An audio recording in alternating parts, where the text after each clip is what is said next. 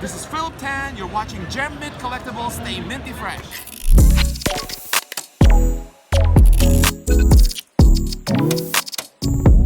What's going on, everybody? Welcome to Mint Collectibles. I'm your host, GemMint. Today are the new comic book day reviews for Wednesday, March 18th.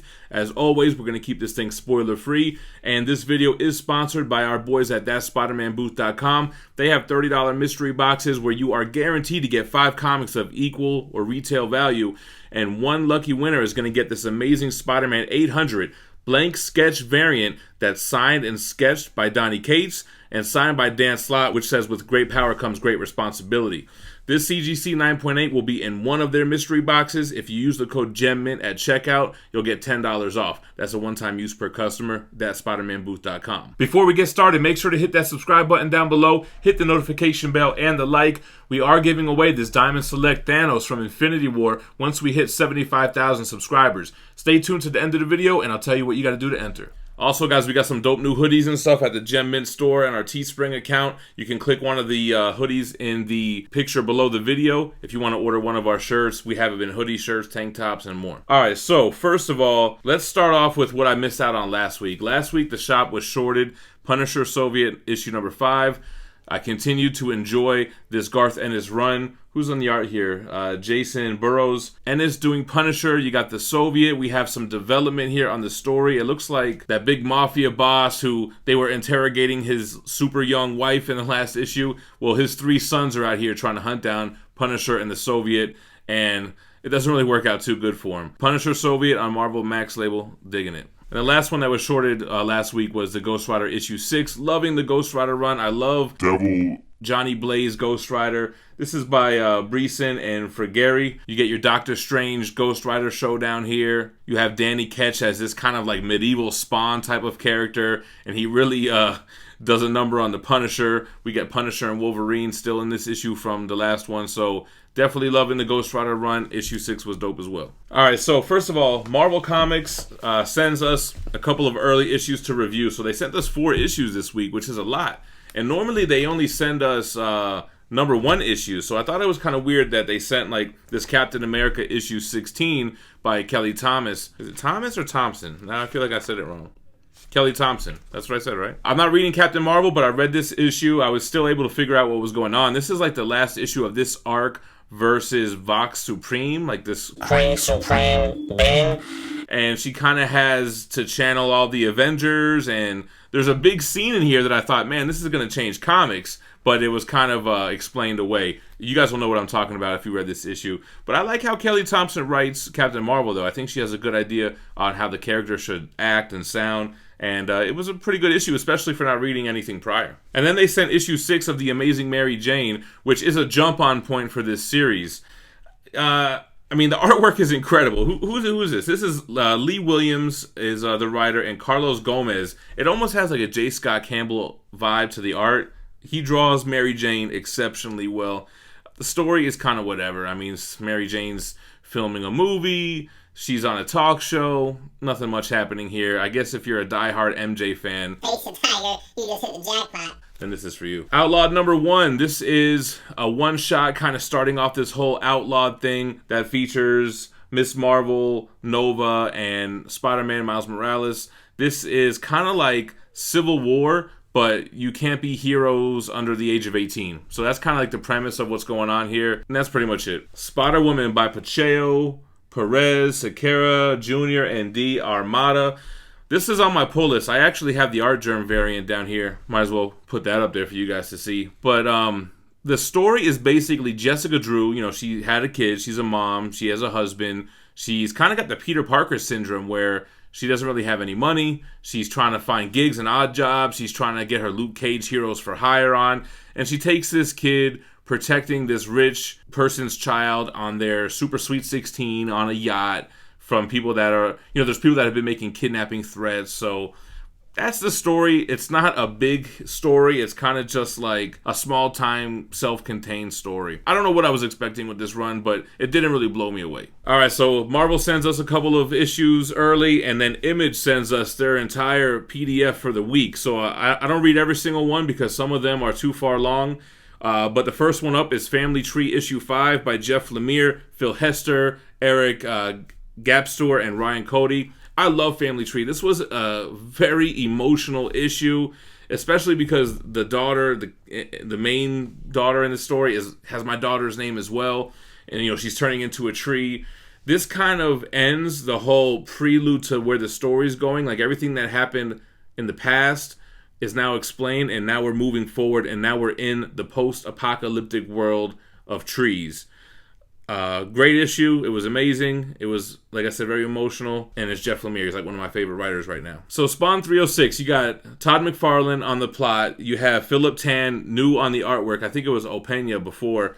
I can't believe I'm saying this, but I was super confused, and it's a Spawn issue. Like, it's usually not that deep and complicated, but I was super confused here. It's like you have this character Raptor. I don't know if Spawn was Raptor or if he was seeing through Raptor's eyes or something like that, but basically Spawn gets like sucked into this blackness, and then we're looking through the eyes of Raptor, and then he has this companion. All I know is that an early Spawn villain is going to make an appearance, and he's going to make you scream and scream and scream.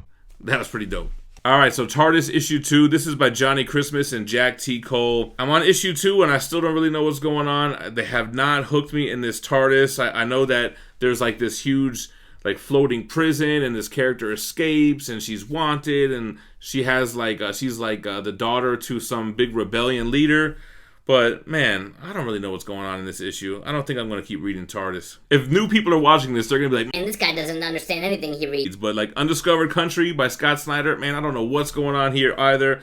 All I know is it seems to kind of be narrowing in on some main characters, this brother and sister thing, who the father has given them kind of direction as to what they need to do in the center of America. And it's kind of really odd, man. Right now we're dealing with all this virus stuff, and in this book, like, the borders have been closed for 30 years, and the virus is all outside of the country, and people, are trying to get in now because supposedly the cure lies in America. But in America, it's like crazy weird now, man. There's like mutated animals and stuff. It's like a really weird story, man. Another one that I don't really understand what's going on. All right, but enough of that. Let's jump into some stuff that I do understand what's going on. We got James Tynion the 4th on Batman 91. Man, he is killing this run. I love this Grand Design storyline. I love how this starts off with the Joker, and it kind of leaves off where we learn what happened in the last issue with the meeting with the designer in the past with Joker, Riddler, Penguin, and Catwoman. And we kind of understand why designer and Joker had this big blowout after that meeting. So great issue. Who's on the artwork here? It's Jimenez killing the artwork. I love the Catwoman and Harley stuff. Batman is definitely one of the strongest runs right now. All right, DC Unkillables 2. Fun issue, man. DCeased Unkillables. DCeased was super fun. Issue 1 was fun. This one is no exception. The villains got to step up and be the good guys in this world where everyone has turned into a zombie.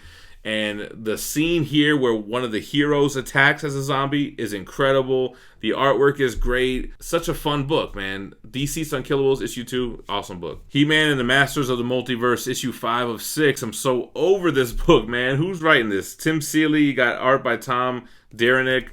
I'm over it. I only have one more issue to go. They got rid of kind of the goofy characters, so you basically have your regular He-Man, your movie He-Man, anti-He-Man. And, Anti-He-Man's just going after all the swords of Eternia or whatever. Man, I don't know. It's just whack.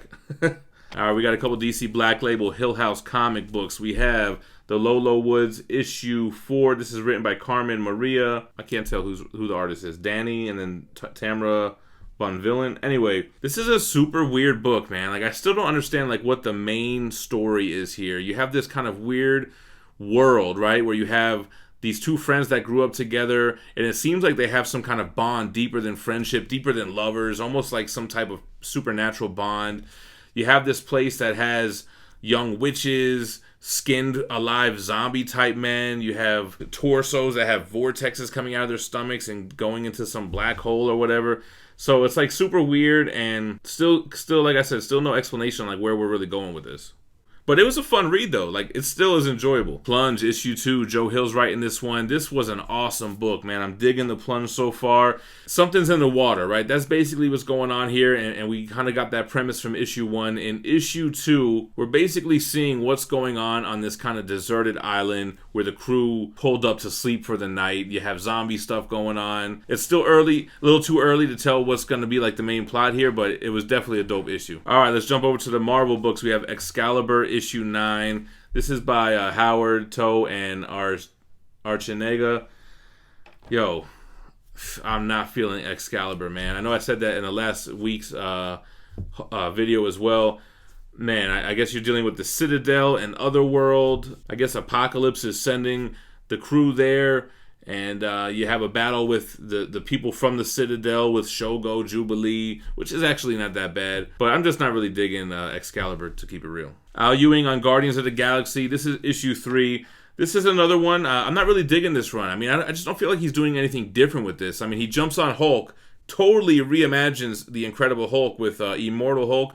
I just feel like even Donny Cates, he's like one of my favorite writers right now too. His Guardians run didn't really bring anything new to the table, and this feels just like that run.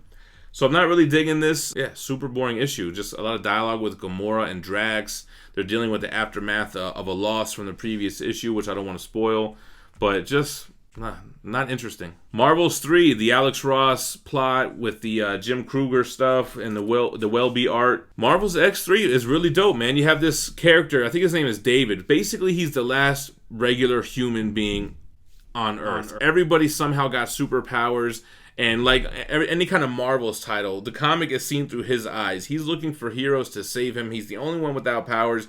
He's looking for the Avengers. He's looking for the Fantastic Four. He teams up with Spider-Man and Daredevil here. And, you know, we get the idea like he's much more important than he thinks he is.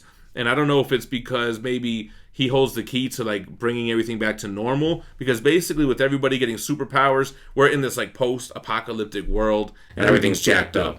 This is a good run though, man. I'm digging it. Star Wars issue 4. I'm loving the Star Wars run. The modern ongoing stuff is great, man. This picks up right where we left off. We're still on Cloud City. We're doing our escape. We see Luke looking for his lightsaber, and I messed up in the last video. I'm not a huge Star Wars buff. I thought this shows him getting his lightsaber back, but in Return of the Jedi, he has a green saber, so the blue one is lost. But we see what happens to it because it does show up in the end of The Force Awakens.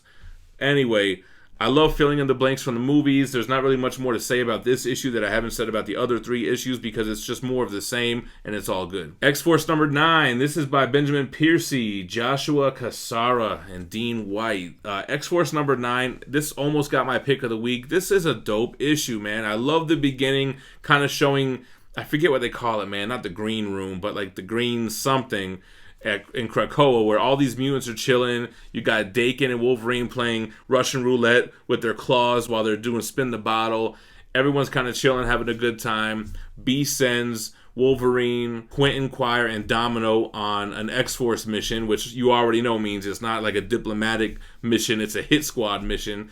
And send them to go to this country who's not recognizing Krakoa's sovereignty. But I really enjoyed it. I liked the artwork. I thought it was incredible, and it was a fun book. Moving over to Boom Studios, Teenage Mutant Ninja Turtles Power Rangers issue 4 out of 5. I'm so sad to see this is just a 5-issue miniseries because this is an excellent book.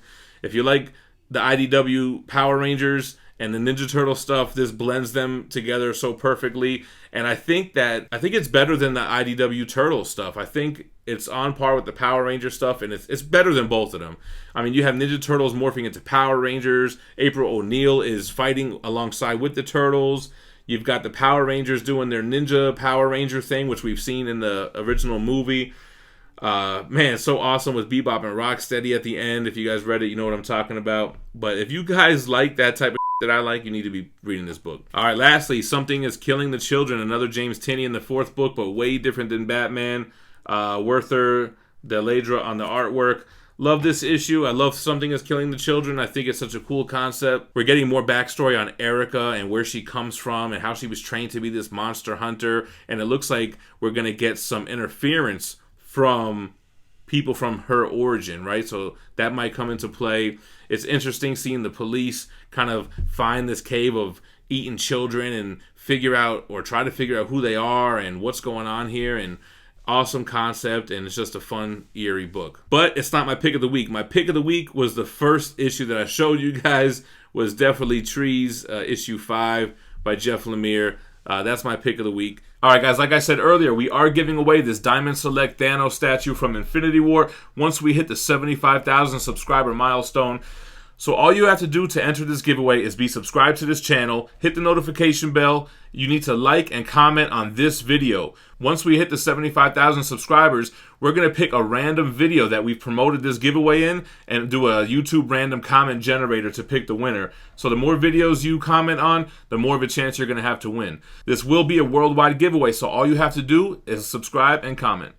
Alright, so that's it, guys. Make sure to hit that SpiderManBooth.com. That mystery box runs from today, Wednesday, until this Saturday. Use that code GemMint to get $10 off, and one person is going to win that awesome sketch cover. Thanks for watching. Stay minty fresh. Peace.